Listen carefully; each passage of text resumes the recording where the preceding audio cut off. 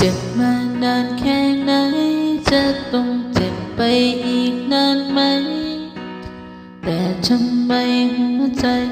ของฉันมันยังไม่ชินเจ็บที่ต้องทนเห็นต้องทนที่จะได้ยินไม่มีสักวัน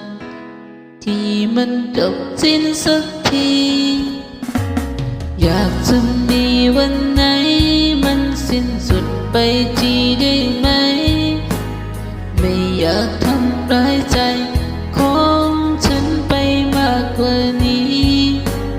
จบลงไปได้แล้วทางเธอไปไม่มีรักเรามีแต่ความเสียใจหัวใจทนไม่ไหวแล้วรับอะไรไม่ไหวแล้วฉันไม่อยากนั่งรอขอเลือกเดินหนีไปเสียใจมากี่ร้อยครั้งเพียงแค่ครั้งเดียวมันแทบขาดใจ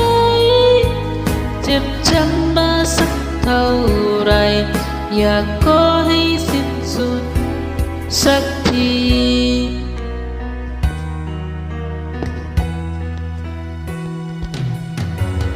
อยากจะมีวันไหนมันสิ้นสุดไปทีได้ไหมไม่อยากทำร้ายใจของฉันไปมากกว่านี้จบลงไปได้แล้วเมื่อทางจะไปไม่มีรักเรามีแต่ความเสียใจหัวใจทนไม่ไหวแล้ว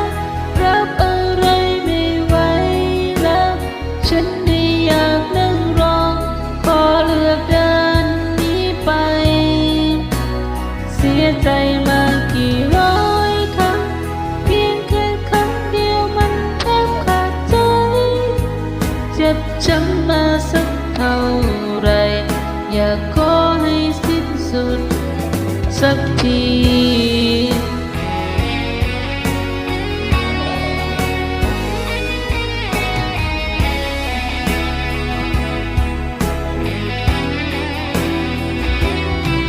ไม่ไหวแล้วรับอะไรไม่ไหวแล้ว